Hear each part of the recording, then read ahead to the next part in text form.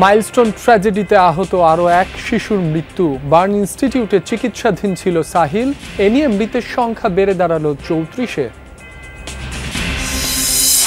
গাজীপুরের টঙ্গীতে ম্যানহোলে পড়ে যাওয়া নারী উদ্ধার হয়নি এখনো। 15 ঘন্টা ধরে যৌথ অভিযান চালাচ্ছে ফায়ার সার্ভিস ও পুলিশ।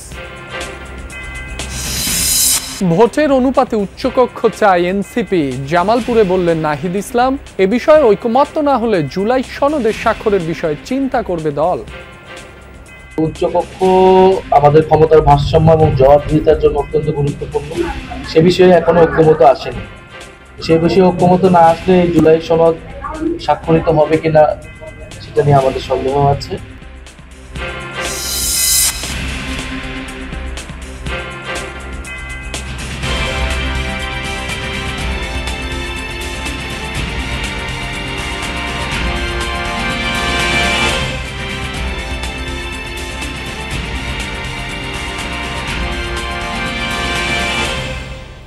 আমন্ত্রণ যমুনা নিউজে, আপনাদের সঙ্গে আছি মাসুম রাব্বি। এতক্ষণ শিরোনাম দেখছিলেন। মাইলস্টোন স্কুলে যুদ্ধবিমান বিধ্বস্তের ঘটনায় আরও এক শিক্ষার্থীর মৃত্যু হয়েছে। এ নিয়ে মৃতের সংখ্যা বেড়ে দাঁড়ালো 34 জনে। রাজধানীর জাতীয় বার্ন ইনস্টিটিউটে রাত 1:45 মাইলস্টোনের শিক্ষার্থী সাহিল ফারাবি আয়ানের মৃত্যু হয়। তার শরীরের 40% অংশ দগ্ধ ছিল। অবস্থার অবনতি হওয়ায় লাইফ সাপোর্টে রাখা হয় তাকে। মাইলস্টোন স্কুলের ইংরেজি ভার্সনের 7ম শ্রেণীর শিক্ষার্থী ছিলেন সাহিল। রাতেই তার মরদেহ পরিবারের কাছে হস্তান্তর করা হয়েছে। বিমান বিধ্বস্তের ঘটনায় এই হাসপাতালে এখন ভর্তি আছেন 33 জন। 12 জনের অবস্থা গুরুতর। জাতীয় বার্ন ইনস্টিটিউটে আছেন সহকর্মী হাসান মিজবা। সেখানকার সবশেষ পরিস্থিতি জানবো, যোগ দিচ্ছেন তিনি। মিজবা, হাসপাতালে এখনো যারা চিকিৎসাধীন তাদের শারীরিক অবস্থা কেমন? চিকিৎসকরা কি বলছেন আমাদের জানাবেন। এখানে এখন বর্তমানে চিকিৎসাধীন আছেন 33 জন। তাদের মধ্যে 12 জনের অবস্থা গুরুতর। এর মধ্যে আইসিইউতে ভর্তি আছেন 3 জন। এর মধ্যে একজন লাইফ সাপোর্টে। যিনি লাইফ সাপোর্টে আছেন তার শরীরে 52% পুড়ে গেছে। তিনি অত্যন্ত ঝুঁকিপূর্ণ অবস্থায় এবং সংকটাপন্ন অবস্থায় আছেন বলে চিকিৎসকরা সেটি জানিয়েছেন। এর পাশাপাশি 23 জনের অবস্থা কিছুটা উন্নতির দিকে। আর চিকিৎসকরা যেটি জানিয়েছেন যে আজকে 2 থেকে 5 জনকে ছুটি দেয়া হতে পারে। তো সব মিলিয়ে আসলে এখানে সকাল 11টায় একটি মিটিং শুরু হয়েছে। 3 দেশের যে চিকিৎসক, চীন, ভারত এবং সিঙ্গাপুর এবং সঙ্গে বাংলাদেশের চিকিৎসকরা আছেন, তারা যথারীতি প্রতিদিন যে সময় বোর্ড মিটিং করেন, আজকেও সেই সময় তারা বোর্ড মিটিংয়ে বসেছেন এবং এই বোর্ড মিটিংয়ের সিদ্ধান্তগুলো পরে বাস্তবায়ন করা হয়। সব মিলে সরকার আসলে চেষ্টা করছে মাইলস্টোন বিমান বিধ্বস্ত ঘটনায় যারা আহত হয়েছেন তাদেরকে সর্বোচ্চ চিকিৎসা দেয়ার। মিজবা, আপনাকে ধন্যবাদ। নিখোঁজের 12 ঘন্টা পরও এখনো উদ্ধার করা যায়নি গাজীপুরের টঙ্গীতে ম্যানহোলে পড়ে যাওয়া নারীকে। রোববার রাত থেকে সেই নারীর সন্ধানে চলছে উদ্ধার অভিযান। স্থানীয়রা জানায় হোসেন মার্কেটের ইম্পেরিয়াল হাসপাতালের সামনে গত রাত 8টার দিকে একটি ঢাকনাবিহীন ম্যানহোলে পড়ে নিখোঁজ হয় এক নারী। নিখোঁজের ঘণ্টাখানেক পর উদ্ধারের জন্য ফায়ার সার্ভিস ও পুলিশ যৌথ অভিযান চালায়। তবে তাদের ঘটনাস্থলে পৌঁছাতে দেরি হওয়ায় ক্ষুব্ধ হয় স্থানীয় জনতা। ঢাকা ময়মনসিংহ মহাসড়ক অবরোধ করে বিক্ষোভ করে তারা। এতে মহাসড়কের 7 কিলোমিটার এলাকা জুড়ে তীব্র যানজটের সৃষ্টি হয়। ও এখানে আসছিল ইম্পেরিয়াল হসপিটালে, হোসেন মার্কেটের ওই হসপিটালে ডক্টর ভিজিট করতে। তো ভিজিট করে যাওয়ার সময় এই ঘটনা ঘটেছে। আমরা তো এখনো বডি বা কোনো কিছুই হদিস পাইতেছি না ভাই। এ বিষয়ে আরো জানাতে যুক্ত হচ্ছেন সহকর্মী পলাশ প্রধান। পলাশ, উদ্ধার অভিযানের সবশেষ কি তথ্য রয়েছে? নিখোঁজের পরিচয় শনাক্ত হয়েছে কিনা জানাবেন। রাব্বি, আসলে যিনি এখানে নিখোঁজ হয়েছিল তার বড় বোন, তিনি ঘটনাস্থলে এসেছে। অর্থাৎ তিনি একজন আসলে মেডিসিন একজন প্রতিনিধি ছিল। অর্থাৎ এই হাসপাতালে মূলত এই তার যে প্রোডাক্ট, সেই প্রোডাক্টের সেল করার জন্য দিনব্যাপী সেই বৃষ্টিতে তীব্র স্রোত থাকার কারণে, অর্থাৎ এই যে ড্রেন দেখতে পাচ্ছেন, সেই ড্রেনে আসলে এই মেন হোলটি আসলে খোলা ছিল, যে কারণে এই ড্রেনে পড়ে যাওয়ার পর প্রত্যক্ষদর্শী আসলে দৌড়ে এসে আসলে তাকে উদ্ধার করতে পারেনি। এরপরে কিন্তু ফায়ার সার্ভিস, থানা পুলিশ এবং সিটি কর্পোরেশন একযোগে কিন্তু আসলে সেই রাত থেকে এখন পর্যন্ত আসলে উদ্ধারের তৎপরতা চালাচ্ছে। গতকাল থেকে কিন্তু ফেসবুক সহ বিভিন্ন মাধ্যমে আসলে তার শনাক্ত করার জন্য চেষ্টা চলছে। কিছুক্ষণ আগে তার স্বজনরা এসেছে, স্বজনরা এসেই মূলত তার সম্পর্কে বিস্তারিত জানিয়েছে। তবে এখন পর্যন্ত যদি বলি, সেক্ষেত্রে বলবো এখন পর্যন্ত কোনো আলামত আসলে উদ্ধার কিন্তু আসলে সেই তাদের যে টানা যে উদ্ধার অভিযান, সেই টানা উদ্ধার অভিযান একযোগে চালিয়ে যাচ্ছে। তবে ফায়ার সার্ভিস বলছে যেহেতু আসলে স্রোত এবং ময়লা সহ বিভিন্ন কারণে তাদের আসলে ব্যাগ পেতে হচ্ছে, তারা এখনো উদ্ধার তৎপরতা চালাচ্ছে। আমরা উদ্ধারের সম্পূর্ণ হলে সেই বিষয়ে আমরা বিস্তারিত জানাতে পারবো। জি, আপনার মাধ্যমে সেই আপডেট আমরা দর্শকদের জানিয়ে দেব। ধন্যবাদ আপনাকে। ভোটের অনুপাতে হতে হবে সংসদের উচ্চকক্ষ, আসন অনুযায়ী নয়। এ বিষয়ে ঐকমত্যে না আসলে জুলাই সনদ স্বাক্ষরিত হবে কিনা তা নিয়ে সন্দেহ প্রকাশ করেছেন এনসিপির আহ্বায়ক নাহিদ ইসলাম। ঐকমত্য হলেই জুলাই সনদের বিষয়টি বিবেচনা করা হবে বলেও জানান তিনি। এনসিপির জুলাই পদযাত্রার অংশ হিসেবে সকালে জামালপুর ডাক বাংলোতে অভ্যুত্থানে শহীদ 11 জনের পরিবারের সাথে সাক্ষাৎ করেন কেন্দ্রীয় নেতারা। খোঁজখবর নেন স্বজনদের, পরে গণমাধ্যম কর্মীদের সাথে কথা বলেন নাহিদ ইসলাম। পরবর্তী কর্মসূচি অনুযায়ী শহরের তমালতলা এলাকা থেকে বের হবে পদযাত্রা। বিভিন্ন সড়ক ঘুরে ফৌজদারি এলাকায় পথসভায় অংশ নেবেন নেতারা। জামালপুরের কর্মসূচি শেষে ময়মনসিংহের উদ্দেশ্যে রওনা হবে এনসিপির জুলাই পদযাত্রার গাড়ি বহর।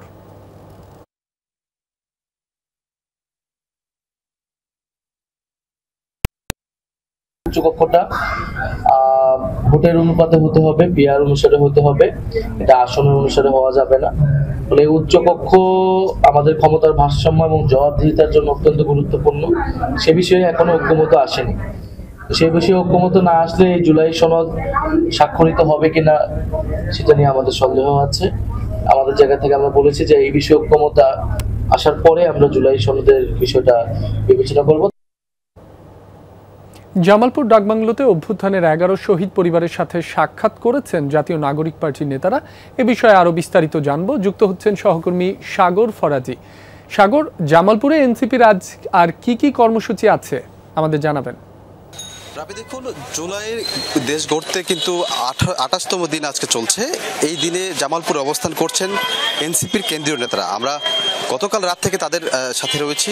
আমরা দেখেছি প্রথমে তারা একটি মাদ্রাসা পরিদর্শনে গিয়েছিল, তারপর হচ্ছে একটি মাজারে, তারপর হচ্ছে একটি মন্দিরে, এরপর হচ্ছে তারা এখানে রাত্রি যাপন করে আজ সকাল 9টা সাড়ে 9টার দিকে কিন্তু জামালপুরে যারা নিহত হয়েছেন, অর্থাৎ ঢাকায় রাজধানীতে বিভিন্ন জায়গায় যারা জামালপুরে নিহত হয়েছেন তারা কিন্তু অবস্থান এখানে করছিলেন। তাদের সাথে কিন্তু সাক্ষাৎ করেছেন এনসিপির আহ্বায়ক নাহিদ ইসলাম। তো এরপরে হচ্ছে বেলা 11টা সাড়ে 11টার দিকে একটি পদযাত্রা হওয়ার কথা। আমি সেই স্থানটিতে রয়েছি। এখানে আমরা দেখতে পাচ্ছি বিভিন্ন উপজেলা থেকে কিন্তু নেতাকর্মীরা এসেছেন। এই পদযাত্রাটি তমালতলা থেকে শুরু হয়ে শেষ হবে কিন্তু ফৌজদারি মোড়ে। এখন সর্বশেষ যে তথ্যটুকু আমার কাছে রয়েছে, তারা এনসিপির যে কেন্দ্রীয় নেতারা তাদের গাড়িবহর কিন্তু হরিজন পল্লীতে গিয়েছে। হরিজন পল্লী থেকে শেষ করে কিন্তু এখানে এসে পদযাত্রায় অংশ নেবে। এরপরে ফৌজদারি মোড়ে গিয়ে সেখানে কিন্তু পথসভার মধ্য দিয়ে আজকের জামালপুরের যে প্রোগ্রাম অর্থাৎ অনুষ্ঠান, সেই অনুষ্ঠানমালা শেষ হবে। এরপরে কিন্তু ময়মনসিংহের উদ্দেশ্যে যাত্রা করবে তাদের গাড়িবহর। সাগর, আপনাকে ধন্যবাদ। জুলাই গণ অভ্যুত্থানের প্রথম শহীদ আবু সাইদ হত্যা মামলায় 30 আসামির বিরুদ্ধে অভিযোগ গঠনের শুনানি আজ। মামলায় গ্রেফতার 4 আসামি বেরবির সাবেক প্রক্টর শরীফুল ইসলাম, পুলিশের সাবেক সহকারী উপপরিদর্শক আমির হোসেন, কনস্টেবল সুজন চন্দ্র রায় ও ছাত্রলীগ নেতা ইমরান চৌধুরী সহ মোট 6 জনকে ট্রাইব্যুনালে হাজির করা হয়েছে। প্রসিকিউশন বলছে তারা সব আসামির বিচার শুরুর আবেদন জানাবেন। এর আগে গত 30 জুন আনুষ্ঠানিক অভিযোগ দাখিল করে প্রসিকিউশন। ওই দিন 30 আসামির বিরুদ্ধে আনা অভিযোগ আমলে নেন ট্রাইব্যুনাল 2। গত 22 জুলাই রংপুরের বেগম রোকেয়া বিশ্ববিদ্যালয় বেরবির সাবেক ভিসি, রংপুরের সাবেক পুলিশ কমিশনার সহ 24 জনকে পলাতক ঘোষণা করেন আন্তর্জাতিক অপরাধ ট্রাইব্যুনাল 2। এদিকে আশুলিয়ায় 6 লাশ পোড়ানোর মামলায় 8 জন ও লক্ষ্মীপুরের একটি মামলায় 3 জনকে ট্রাইব্যুনালে হাজির করা হয়েছে। এ বিষয়ে আরও জানাতে ট্রাইব্যুনাল থেকে যোগ দিচ্ছেন সহকর্মী আরিফুর রহমান সবুজ। সবুজ, অভিযোগ গঠনের শুনানি বিষয়ে আপনার কাছে কি তথ্য আছে, বিস্তারিত জানাবেন আমাদের। রাবি, মূলত একটি মামলার অভিযোগ গঠনের আগে বেশ কিছু প্রক্রিয়া থাকে, অর্থাৎ এই মামলাটির যেহেতু 30 জন আসামি রয়েছে, সেই 30 জন আসামির মধ্যে 6 জন বাদে বাকি 24 জন আসামি কিন্তু পলাতক রয়েছে। তো এই যে পলাতক যে আসামিরা রয়েছে তাদের বিরুদ্ধে পত্রিকায় বিজ্ঞপ্তি জারি করা হয়েছে, সেটি একটি আইনি প্রক্রিয়া। এবং এই যে 30 জন আসামি তাদের কারোরই আসলে আইনজীবী তাদের পক্ষ থেকে নিয়োগ দেয়া হয়নি, সেই কারণে মূলত একটি স্টেট আইনজীবী নিয়োগ করা হয় তাদের পক্ষে। সেই প্রক্রিয়াটিও শেষ করা হয়েছে। সেই প্রক্রিয়াগুলো শেষ করে মূলত আজকে অভিযোগ গঠনের যে তারিখ সেটি রয়েছে এবং হয়তো কিছুক্ষণের মধ্যেই ট্রাইব্যুনাল 2-এ এটির যে শুনানি শুরু হওয়ার কথা, অভিযোগটি আগেই আমলে নিয়েছেন বিচারক। আজকে অভিযোগ গঠনের মধ্য দিয়ে মূলত বিচার প্রক্রিয়া বা বিচারিক যে কাজ সেই কাজটি শুরু হবে। এর বাইরে আশুলিয়া 6 জনকে পুড়িয়ে মারার যে হত্যা মামলাটি, সেটিও আসলে অভিযোগের দাখিল করা হয়েছে প্রসিকিউশনের পক্ষ থেকে। সেটিতে মূলত 16 জন আসামি রয়েছে, সেখানকার যে স্থানীয় সংসদ সদস্য তিনি সহ, এবং এই মামলাটিতে 8 জন আসামি গ্রেফতার রয়েছে। বাকি যে 8 জন আসামি তাদের বিরুদ্ধে পত্রিকায় বিজ্ঞপ্তি জারি করা হয়েছে। আজকে এই মামলাটিতে মূলত তাদের বিরুদ্ধে, অর্থাৎ পলাতক যে আসামি বা মোট যে আসামিগুলো রয়েছে, সেই আসামিদের স্টেট যে আইনজীবী বা স্টেট ডিফেন্স সেটি নিয়োগ করার প্রক্রিয়াটি আজকে হওয়ার কথা রয়েছে। এছাড়া লক্ষ্মীপুরে একটি মামলার শুনানি রয়েছে, সেই মামলাতে 3 জন আসামিকে আজকে ট্রাইব্যুনালে হাজির করা হয়েছে। রাব্বি। সবুজ, আপনাকে ধন্যবাদ। টানা বৃষ্টিপাতে জলাবদ্ধতা তৈরি হয়েছে চট্টগ্রামের নিচু এলাকাগুলোতে। বৃষ্টির কারণে নগরীর কাতালগঞ্জ, ওয়াসা, জিসি সহ বেশ কিছু এলাকা জলমগ্ন হয়ে পড়েছে। এতে চলাচলে দুর্ভোগে পড়তে হয়েছে পথচারীদের। বৃষ্টি ও জলাবদ্ধতার সুযোগে রিকশা ও সিএনজিতে অতিরিক্ত ভাড়া আদায়ের অভিযোগ করেন তারা। বলেন, নালা ড্রেনে আবর্জনা জমে থাকায় এমন পরিস্থিতি তৈরি হয়েছে। তবে সিটি কর্পোরেশনের মতে আগের মতো জলাবদ্ধতা আর স্থায়ী হয় না এখন। জোয়ার না থাকলে ঘণ্টা খানেকের মধ্যে নেমে যায় পানি। চট্টগ্রামের জলাবদ্ধতা নিরসনে বেশ কয়েকটি মেগা প্রকল্প চলমান রয়েছে, যার মোট ব্যয় 14,039 কোটি টাকা। কর্তৃপক্ষের দাবি, জলাবদ্ধতা নিরসন প্রকল্পের কাজ পুরোপুরি শেষ হলে নগরীতে জলাবদ্ধতা তৈরি হবে না। এদিকে জোয়ারের পানি নামতে শুরু করায় ধীরে ধীরে স্পষ্ট হতে শুরু করেছে কক্সবাজারের ক্ষতচিহ্ন। নিম্নচাপের প্রভাব আর জোয়ারের সময় কুতুবদিয়ার আলী আকবর দেইল ভাঙা বাঁধ দিয়ে লোকালয়ে প্রবেশ করে পানি। সেই ভাঙা বাঁধ এখনো মেরামত শুরু হয়নি। এদিকে 3 দিন ধরে পানিতে তলিয়ে থাকায় ক্ষতি হয়েছে আনিসের দেইল, তাবলার চর, বায়ু বিদ্যুৎ কেন্দ্রের আশপাশের রাস্তাঘাটও। সাগরের লবণ পানি মিশে মারা গেছে ঘেরের মাছ। পানিতে তলিয়ে নষ্ট হয়েছে ধানের আবাদও। দুর্ভোগে দিন কাটছে সাগর তীরের মানুষের। এদিকে গেল কদিনের বৈরী আবহাওয়ায় বেশ ক্ষতিগ্রস্ত হয়েছে টেকনাফের মেরিন ড্রাইভও। সকাল থেকেই টানা বৃষ্টি হচ্ছে চট্টগ্রামে। এ বিষয়ে আরো জানাতে যুক্ত হচ্ছেন সহকর্মী শাহিদুল ইসলাম সুমন। সুমন, চট্টগ্রামে বৃষ্টির কারণে জলাবদ্ধতার সৃষ্টি হয়েছে, নগরবাসী কি বলছেন, বিস্তারিত জানাবেন। রাবি, আমি এই মুহূর্তে রয়েছি বাণিজ্যিক এলাকা খ্যাত আগ্রাবাদ এলাকায়। আমি যদি আমার পেছনে একটু দেখানোর চেষ্টা করি, এখানে সকাল থেকেই একেবারে হাঁটু থেকে কোমর পরিমাণ পানি ছিল, যদিও বা কিছুক্ষণ ধরেই আসলে বৃষ্টি কিছুটা কমেছে, যার ফলে কিন্তু পানি নামতে শুরু করেছে। এই মুহূর্তেও কিন্তু আসলে এখনো পর্যন্ত হাঁটুর নিচেই পানি রয়েছে। ফলে এখানকার যারা ব্যাংকপাড়া কিংবা অন্যান্য অফিস আদালতে যারা আসছেন তারা কিন্তু বেশ দুর্ভোগে পড়ছেন। বিশেষ করে এখানে দীর্ঘদিন ধরেই কিন্তু এই দুর্ভোগে আসলে সাধারণ মানুষ রয়েছে।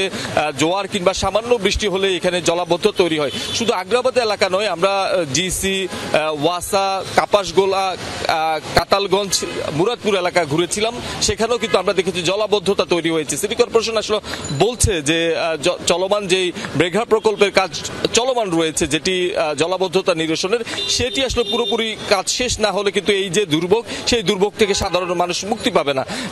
কাজ চলমান থাকায় কিন্তু আসলে এটিও সিটি কর্পোরেশন দাবি করছে অতীতের মতো যে জলাবদ্ধতা সেটি আসলে স্থায়ী হচ্ছে না, দ্রুত আসলে সেটি নেমে যাচ্ছে। তারপরও আসলে সাধারণ মানুষ সকালে যারা এই স্কুল কলেজগামী শিক্ষার্থী এবং অফিসগামী যারা রয়েছেন পথচারী তারা কিন্তু বেশ দুর্ভোগে পড়েছেন।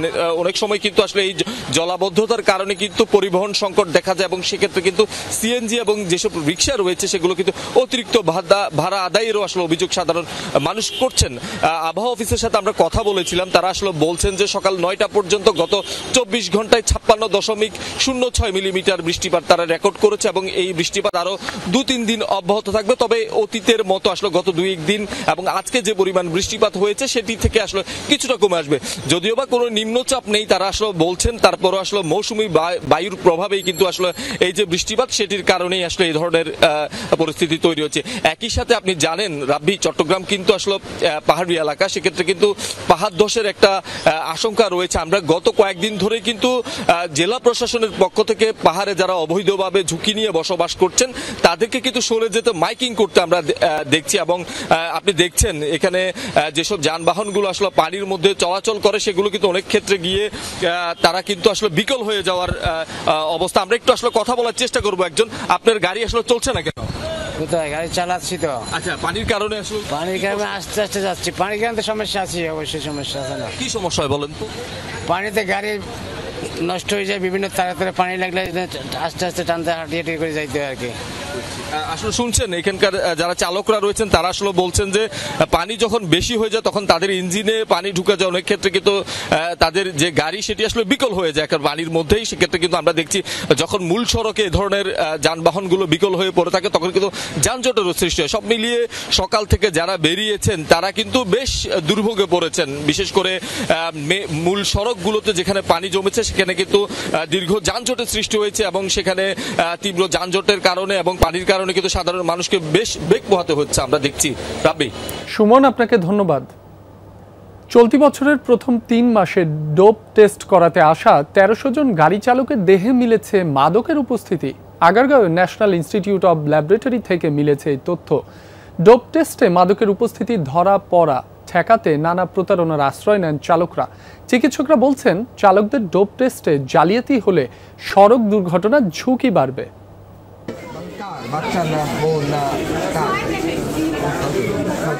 ডোপ টেস্ট করতে এসেছেন এই 4 ব্যক্তি। নমুনা দেওয়ার আগে তাদের শরীর তল্লাশি চালায় প্রতিষ্ঠানের কর্মীরা। মূত্র পরীক্ষায় মাদক ধরা পড়ার ভয়ে বাড়ি থেকে ভিন্ন পাত্রে পরিবারের অন্য সদস্যদের মূত্র এনেছেন 3 জন। একজন এনেছেন ডাবের পানি। আপনি ইউরিনটা দিবেন না কেন, আরেকজনটা কেন আনছেন সেটা বলেন। ন্যাশনাল ইনস্টিটিউট অব ল্যাবরেটরি মেডিসিনে প্রায়ই এই ধরনের জালিয়াতি ধরা পড়ে। আপনি আসছেন ডোপ টেস্ট করতে, আপনার নেশা করি কিনা আর নেশা জিনিস পকেটে নিয়ে আসছেন, ফাজলামো করেন। মাদক পরীক্ষার জন্য আসা অনেকের কাছে পাওয়া যায় মাদকও। 2022 সাল থেকে এই সেন্টারে ডোপ টেস্ট হয়। জালিয়াতির কারণে চালকদের তল্লাশি করে নমুনা নেওয়া হয়। তারা বাইরে থেকে ওইভাবে সেট আপ দিয়ে আসে যে একজন আরেকজন ইউরিন দিবে, এই জন্য যাতে না হয় আমাদের ওয়াশরুমের কোনো দরজা নাই, ফানির ব্যবস্থা টোটালি বন্ধ। কারণ ফানি দিলে তারা ফানি মিক্স করে, এতে স্যাম্পল ইনভ্যালিড আসে, এতে আপনার তাদেরও সমস্যা আমাদেরও সমস্যা। তা আমরা চেষ্টা করি সর্বোচ্চভাবে যাতে সঠিকভাবে মান নিয়ন্ত্রণ করে যাতে আমরা চেষ্টা করতে পারি। সারা দেশের মধ্যে এই সেন্টারেই সবচেয়ে বেশি ডোপ টেস্ট হয়। চলতি বছরের জানুয়ারি থেকে মার্চ পর্যন্ত 3 মাসে 20,000-এর মতো টেস্ট হয়েছে। 1300 জনের মূত্র পরীক্ষায় ধরা পড়েছে মাদক। ড্রাইভিং করবে তার উপরে কতজন মানুষের ভাগ্য, সম্মানের সাথে বলতেছি, এবং সবার জন্য প্রযোজ্য। অনেকেই এই ড্রাগ নেয়। চালকদের নতুন ড্রাইভিং লাইসেন্স ও নবায়নের জন্য প্রয়োজন হয় ডোপ টেস্ট। এজন্য জেলা সদর হাসপাতাল এবং national institute of laboratory medicine সহ ঢাকার 8টি প্রতিষ্ঠানের তালিকা দেয় বিআরটিএ। তবে তদারকির ব্যবস্থা না থাকায় সহজেই নেগেটিভ রিপোর্ট পেয়ে যাচ্ছেন মাদক গ্রহণকারীরা। সবার তো এই সক্ষমতা নাই, আর আমাদের হাসপাতালে যখন স্ট্রাকচার বা অর্গানোগ্রাম তৈরি করা হয় তখন তো আসলে এই ডোপ টেস্টের ব্যাপারটা বাদ দিয়ে অর্গানোগ্রাম তৈরি করা হয়। অর্গানোগ্রামে তো রাখা হয় নাই যে ডোপ টেস্টে বা টয়লেট পাহারা দেওয়ার জন্য একজন, তাহলে 3 জনকে পদ সৃজন করতে হবে। 2022 সালের পর থেকে এ পর্যন্ত ন্যাশনাল ইনস্টিটিউট অব ল্যাবরেটরি মেডিসিনে ডোপ টেস্ট হয়েছে 3,13,000-এর বেশি। এর মধ্যে মাদক ধরা পড়েছে 17,000 নমুনায়। হাসান মিসবাহ, যমুনা নিউজ, ঢাকা।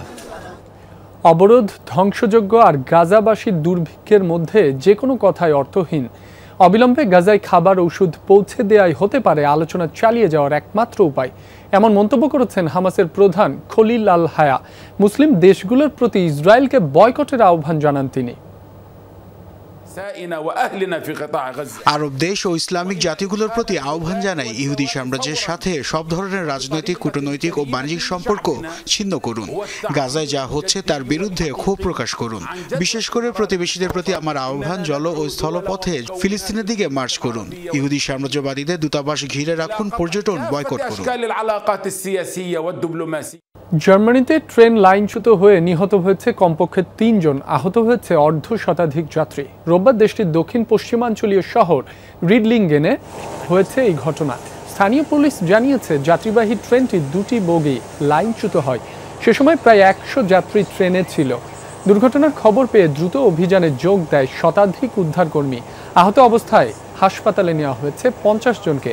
এদের মধ্যে অনেকের আঘাত গুরুতর। দুর্ঘটনার কারণ জানা যায়নি এখনো। ধারণা করা হচ্ছে ভারী বৃষ্টিপাতে নদী ভাঙনের কারণে হতে পারে লাইনচ্যুতির ঘটনা।